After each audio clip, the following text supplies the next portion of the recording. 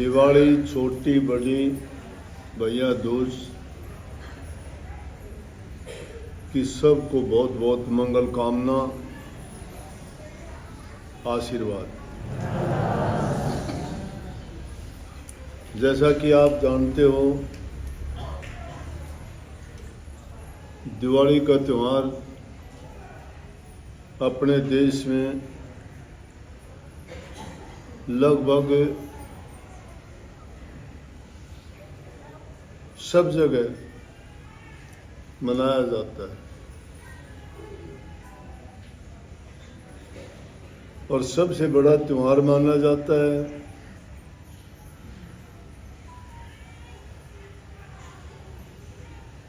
श्री रामचंद्र जी दशरथ पुत्र 14 वर्ष के वनवास के बाद अयोध्या में लौटे थे। 14 वर्ष का वनवास क्या था कि अपने पिता की आज्ञा का श्री राम ने पालन किया।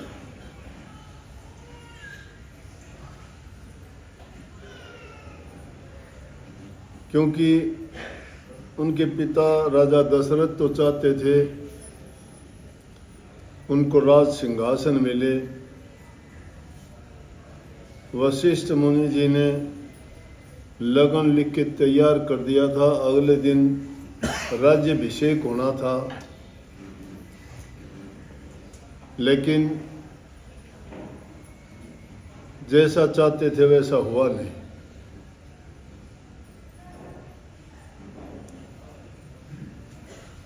और ना होने का कारण भी आप सभी जानते हैं। माता कैकेयी ने अपने पुत्र भरत के लिए राज और श्री रामचंद्र के लिए वनवास मांग लिया था। और राजा दशरथ वचनों से बंधे हुए थे। उन्होंने उन वचनों का पालन करते हुए, ना चाहते हुए भी, क्योंकि रामचंद्र जी सिर्फ राजा दशरथ के नहीं पूरी प्रजा के ही चहेते थे। सब लोग उनके ऊपर जान छिड़कते थे, बहुत प्यार करते थे। और श्री राम भी, प्यार एक तरफ से नहीं होता, दोनों तरफ से ही होता है। श्री रामचंद्र जी भी अपनी प्रजा से, लोगों से उतना ही प्यार करते थे।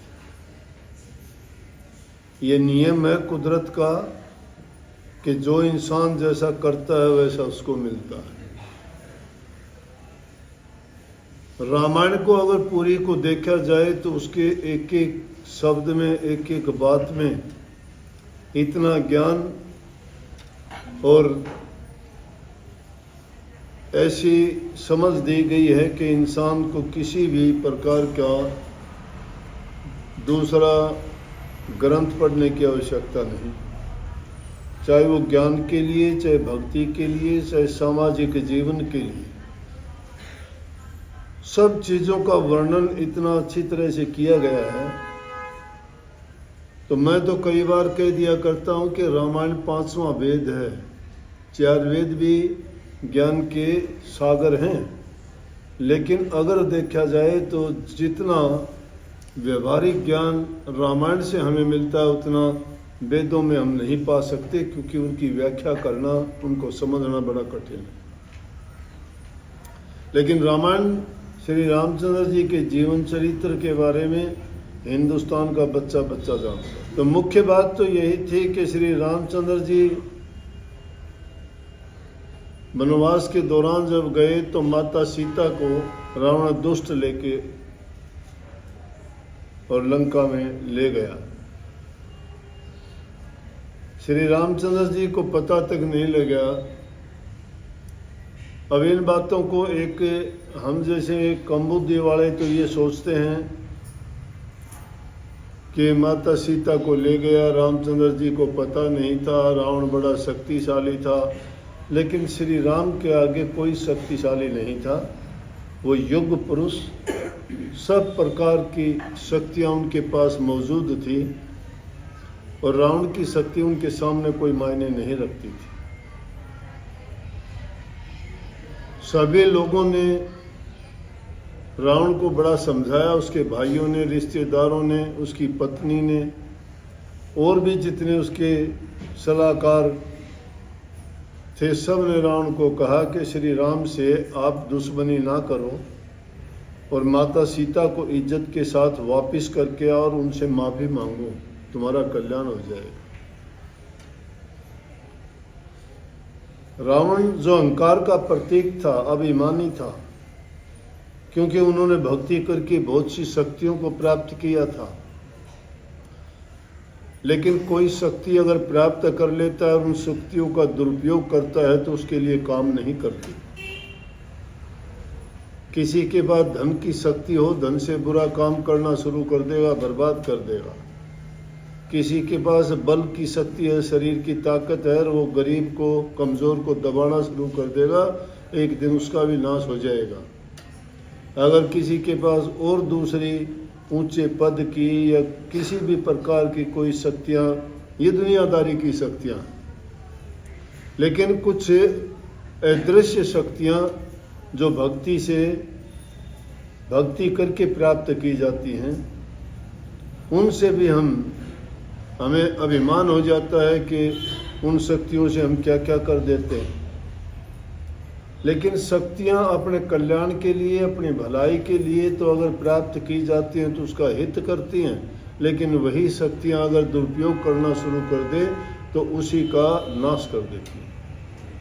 रावण के साथ यही हुआ। उन्होंने अपने तप के बल से देवताओं से बहुत सारी शक्तियाँ प्राप्त कर ली थी। सभी देवता उसके काबू में थे।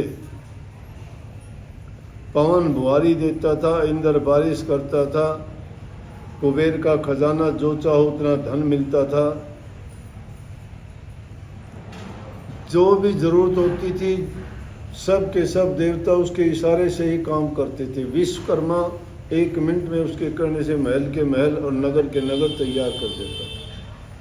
यही कारण था जब हनुमान जी ने लंका को जला के स्वाह कर दिया, उन्होंने हुक्म दिया विश्वकर्मा जी को, रातों रात में लंका तैयार कर दी।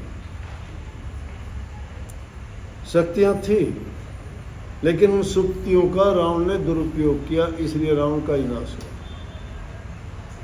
सारी कहानी कहने का ज़्यादा तो बड़ा लंबा चौड़ा काम है। अपने रामलीला या ये करते हैं, उसमें भी 7, 8, 10 दिन ले लेते हैं, लेकिन मोटा मोटी तो 3 अक्षरों में भी बात पूरी हो जाती है। लेकिन इसके अंदर जो खूबियां हैं, जो बातें हैं, उनकी तरफ गौर करके देखोगे तो हमें कैसी कैसी शिक्षा देती है अच्छा जीवन बिताने की, सुखी जीवन जीने की, माँ बाप के प्रति हमारा कर्तव्य, माँ बाप का अपने बच्चों के प्रति कर्तव्य, पति का पत्नी के प्रति, पत्नी का पति के प्रति, भाई का भाई के प्रति, पुत्र का पिता के प्रति, राजा का प्रजा के प्रति, प्रजा का राजा के प्रति, ये सब के सब नियम, सास बहू का कैसा रिश्ता नाता होना चाहिए, उन सब बातों को अगर देखोगे तो वो त्रेता युग की बातें थी। आज भी अगर उन बातों को माना जाए और उन पर चला जाए तो आज भी लोग, हमारे घर स्वर्ग हो सकते। रामचंद्र जी जब वनवास जाने लगे, पूरी की पूरी प्रजा उनके पीछे चल पड़ी। बोले आपके बिना नहीं रह सके।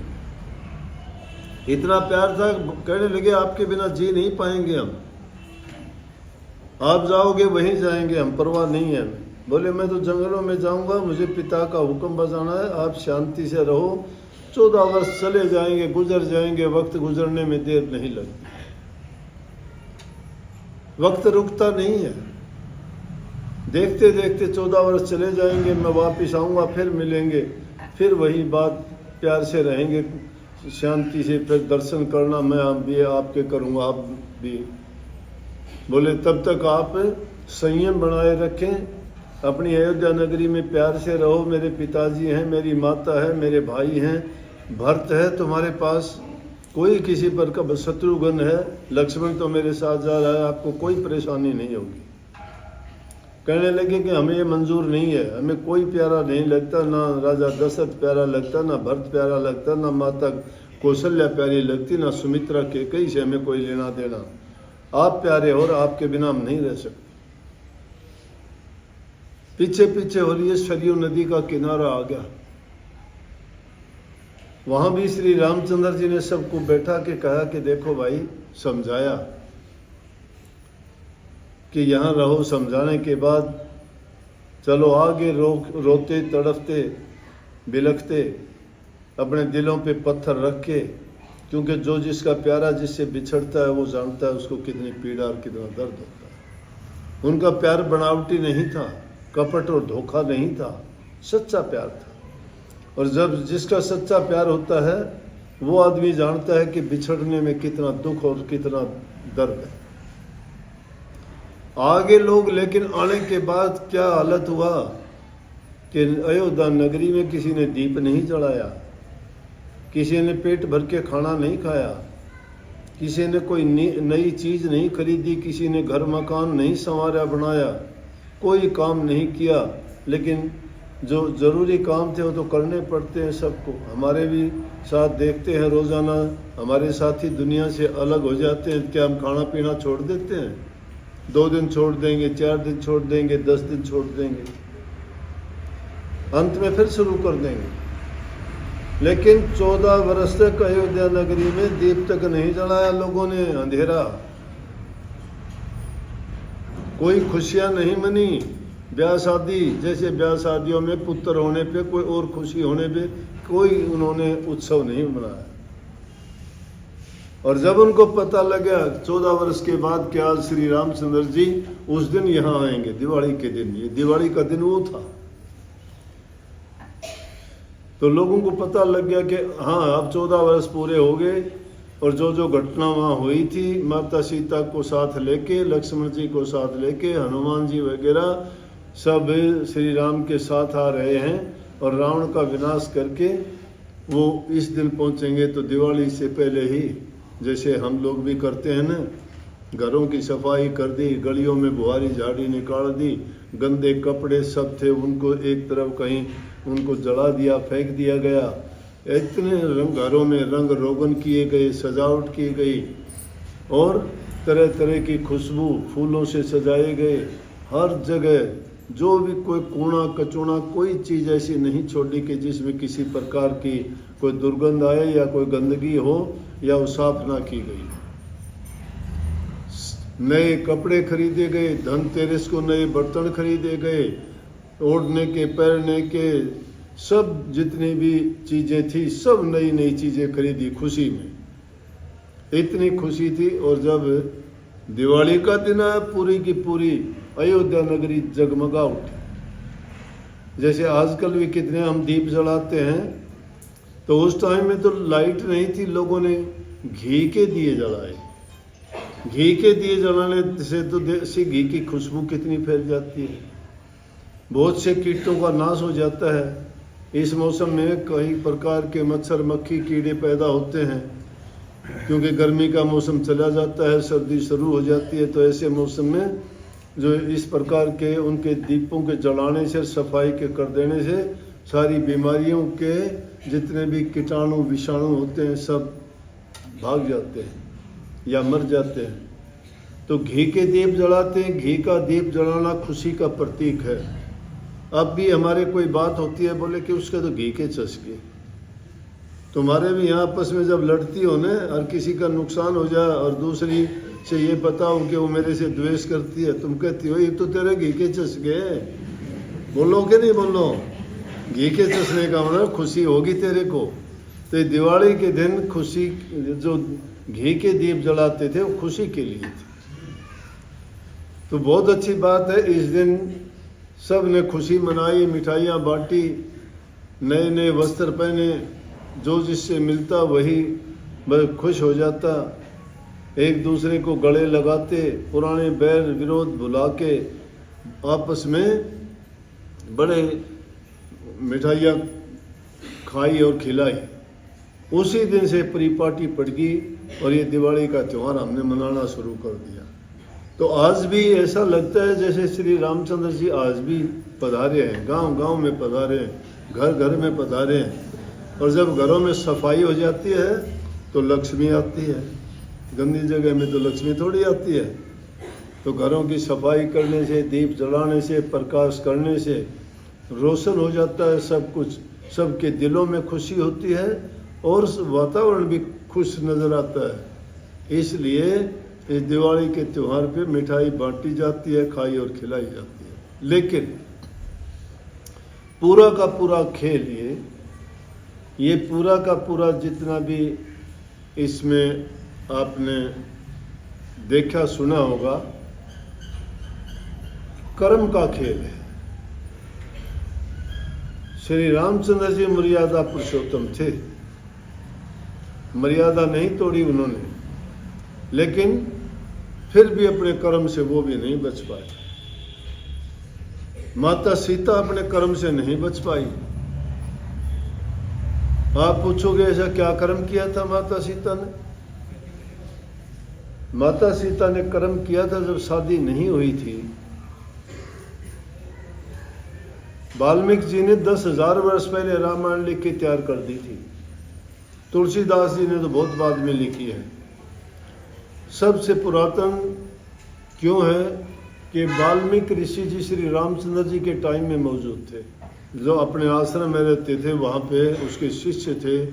10,000 वर्ष पहले अपने शिष्यों को एक कहानी सुनाया करते कि आने वाले वक्त में ऐसा वक्त आएगा, यदुकुल में से राजा दशरथ, रघुकुल में राजा दशरथ होगा, उसके 4 पुत्र होंगे और उनमें से ये घटना घटेगी। पूरा का पूरा उन्होंने पहले लिख के तैयार कर दिया था। वो यूं का यूं साबित हुआ। तो हुआ क्या कि माता सीता की जब तक शादी नहीं हुई थी, एक दिन अपने सखियों के संग घूमने के लिए गई। तो उन्होंने आपस में तोता और तोती को बात करते हुए देखा और उन्होंने जो बात करते थे वो उसी कथा के बारे में जिक्र करते थे कि श्री राम होंगे, सीता होगी, दशरथ होगा, कैकेयी होगी, अयोध्या नगरी होगी। माता सीता ने पूछा, बोला कि इन पक्षियों को पकड़ के लाओ। उनकी सखी गई और तोता और तोती एक जोड़ा था, दोनों को पकड़ के ले आए। पकड़ के ले आए तो उनसे वो कहानी सुनने लगी। बोले, तुमने ये कहानी कहाँ से सुनी? उन्होंने बताया कि वाल्मीकि ऋषि जी अपने आश्रम में अपने शिष्यों को रोजाना सुनाते हैं ये कथा। पहले ही ये कथा रोजाना सुनाते हैं, हमने ये कथा वहाँ से सुनी है। बोले, मैं तुम्हें अपने पास रखूंगी। तोता कहने लगा, ये मेरी घरवाली तोती है, ये गर्भवती है। हम पक्षी हैं, जंगली जानवर हैं, हम इधर उधर घूमने वाले, यहाँ हमें अच्छा नहीं लगेगा रहना, तो मेहरबानी करके हमें छोड़ दो आप। बोले, नहीं, यहीं रखूंगी। तोते से कहने लगी, तू जा सकता है। बोले, मैं अकेला कैसे जाऊं? गर्भवती तो ये है, ये हम वादा करते हैं कि जब हम बच्चे पैदा हो जाएंगे और फिर उसके बाद हम आपके पास आ जाएंगे, फिर रख लेना। माता सीता ने उसके बात को नहीं माना और उन्होंने क्या किया कि तोते को तो छोड़ दिया, तोती को अपने पास रखे। उसने शराब दे दिया कि तूने जो मेरे साथ किया ऐसा तेरे साथ भी होगा। तूने पति और पत्नी को जो बिछड़ने का ये काम किया है। इस बात से साबित हुआ कि कर्म आदमी का पीछा करता है। और ये सारा का सारा राजा दशरथ को क्यों पछताना पड़ा कि श्रवण ऋषि को मारा था। और श्रवण ऋषि को मारा तो उसके माँ बाप ने उसको श्राप दे दिया था कि हम आज पुत्र वियोग में अपने प्राण त्यागते हैं। राजा, तुझे भी एक दिन पता लगेगा, तेरा पुत्र से तेरा वियोग होगा जब, कि किस प्रकार से माँ बाप को अपने संतान से जुदाई का दर्द होता है। कि उसने इतनी प्रार्थना की कि मैंने जानबूझ के नहीं, गलती से हुआ। बोला कि अब कुछ भी हो तुझे भी ये पता लगेगा। इसलिए रामचंद्र जी के बिछुड़ने के बाद राजा दशरथ ने चोड़ा छोड़ दिया, उसका कर्म था। किसी न किसी रूप में सारे अपने कर्म के भोगी हैं, हम भी इसीलिए भोगी हैं। इसीलिए संत ये उपदेश और ज्ञान करते हैं कि अपने कर्म की मार से बचना चाहते हो तो उस हरि नाम को, प्रभु नाम का सुमन करो। उनको याद करो। उनको याद करने का मतलब भी सुन लो। क्या याद करने का मतलब ये नहीं कभी सोच लो राम राम याद कर लिया, कभी कह दो ओम शांति ओम याद कर लिया, नहीं। कभी कह दो राधा स्वामी याद कर लिया, नहीं। या कोई सतनाम या और दूसरे अनेक नाम से हैं, कभी सोचते हो उनको याद करने, नहीं। उनको यूं याद करना नहीं होता। उनको याद करने का मतलब यह है कि कोई भी जो कार्य प्रभु को राम को मान्य नहीं, अच्छा नहीं, जो धर्म के विरुद्ध है, वो काम ना करो। उसको याद रखने का मतलब यह है कि जब भी ऐसे कोई बुरे विचार, बुरे ख्यालात, बुरा कर्म का विचार भी बनता हो तो उनको छोड़ के मालिक को याद करो। उस नाम को याद करना यह है कि बुरे रास्ते ना जाके नेक काम, पर उपकार, पर हित के काम करो। जब तुम किसी का अच्छा करते हो, भला करते हो, तो तुम्हारा बुरा करने वाला दुनिया में कोई नहीं है। लेकिन तुम अगर किसी का बुरा करते हो, तुम्हें बचाने वाला भी कोई नहीं है, खुदा भी नहीं बचा सकता। ये सारे के सारे इसका पूरा वो है। इसीलिए संतों ने तो कही दिवाली बार की दिवाली है, अच्छा बात है, मनाओ। प्रकाश करने का मतलब है अज्ञान को दूर करना, अंधकार को दूर करना। इसलिए हमारे हृदय में जो अंधकार भरा है उसको दूर करने के लिए कौन सा दीप जलाओगे? स्वयं प्रकाशी दीप है वो, जो आत्म प्रकाश, जो डिवाइन लाइट है हमारी, उसको प्रकट करो। ज्योति जिसको कहते हो, प्रकाश जिसको कहते हो, चांदना जिसको कहते हो, अलग अलग भाषाओं में जिसको किया है। और वो प्रकट किससे होता है? मालिक के नाम से होता है। बाहर के तो ज्योत जलाओगे, दीप जलाओगे, प्रकाश कर लोगे, अंतर में अंधेरा है। जब तक वो अज्ञान रूपी अंधेरा तुम्हारा नहीं छटता है तो बाहर क्या करने से क्या होगा? जो चीज अंदर में तो पाप छिपे हुए हैं, कर्म हमारे अच्छे नहीं हैं, और बाहर हम प्रकाश करते हैं, पूजा पाठ करते हैं, लेकिन कर्म को नहीं बनाते, नहीं सुधारते, तो सब का सब ये करना व्यर्थ चला जाता है। इसलिए इस ग्रंथ को पढ़ने से हमें सब नेक काम करने की प्रेरणा मिलती है, वो सीखनी चाहिए। उसमें बताया गया है सास बहू का कितना प्यार है। उसमें कहा गया तुम्हारा बुरा करता है उसका बुरा ना करो। रामचंद्र जी का बुरा किया माता से कैकेयी ने, लेकिन उसको उसने कह दिया कि तू मेरी माँ नहीं है। नहीं, जब वनवास के लिए जाने लगा कैकेयी के पैर छू के कहने लगा, माँ मुझे आशीर्वाद दे कि मैं 14 वर्ष पूरे करके आपके चरणों में फिर से आऊं, मुझे आशीर्वाद दे। उसने तो उसके लिए क्या किया था, लेकिन उसने उसके लिए बुराई नहीं की। भरत ने जब अपनी माँ के लिए कहा, ये एक अलग बात है, अगर तुम्हारा राम की भक्ति करने में रुकावट डालता है, वो तुम्हारा कितना भी चाहे प्यारा क्यों ना हो, तुम्हारा बाप, भाई, संतान, पत्नी, कोई भी हो, उससे दूरी बना लेने में तुम्हारी भलाई है। जो प्रभु से तुम्हारा दूरी करवाता है तो वैसे उससे तुम्हारा हित नहीं है किसी प्रकार से। किस प्रकार से?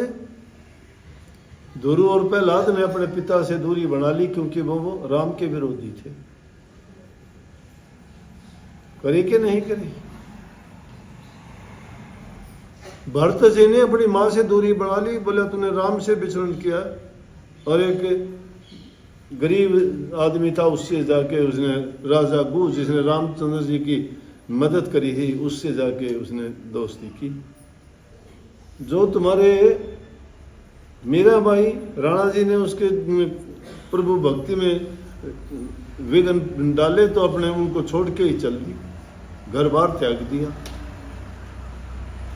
तो तुम्हारा अगर कोई बुरा करता है तो उसके साथ अच्छा कर। बुरा करने वाले ने अपना कर्म बुरा बनाया है, उसका परिणाम लिखा गया, उसको नहीं रोक सकता, भोगेगा वो। लेकिन तुम उसके साथ बुरा करते हो तो तुम्हारा भी बुरा परिणाम बन जाएगा। तुम बुरा ना करो। बुरे से अगर बचना है तो अच्छा करो। गंदगी से गंदगी साफ नहीं होती। नफरत करने वाले से प्यार करो। कांटे बोने से कांटे उगेंगे, लेकिन तुम्हें जो कांटे बोता है उसके लिए फूल बो, तुम्हें फूल मिलेगा। ये कर्म का खेल है, कर्म बनाओ। खुशी का दिन है, खुशी मनाओ, मिठाई बांटो, खाओ, खिलाओ, दीप जलाओ, घी के जलाओ, संभल के। अच्छे आदमी तो खुशी मनाएंगे, मिठाई बांटेंगे, लेकिन हर प्रकार के लोग होते हैं। कोई शराब पी के अपना दिन खराब करेगा, कोई जुआ खेल के बर्बादी का रास्ता अपनाएगा, कोई और उल्टा सीधा कर्म करेगा, कोई चोरी कर लेगा। लापरवाही नहीं, हर काम जो है सावधानी के साथ करना, संभल के करना।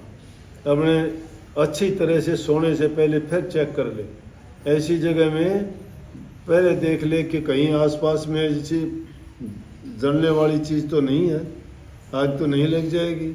सुरक्षित करके खूब दीप जलाओ, और बच जाता अगले दिन जला लियो, ज़रूरी है जागो इतना जला लिया करो, चलते हुए बंद कर दिया करो, सोते हुए। तो बहुत बहुत आपको फिर से एक बार आशीर्वाद और बहुत बहुत शुभकामनाएं। राधा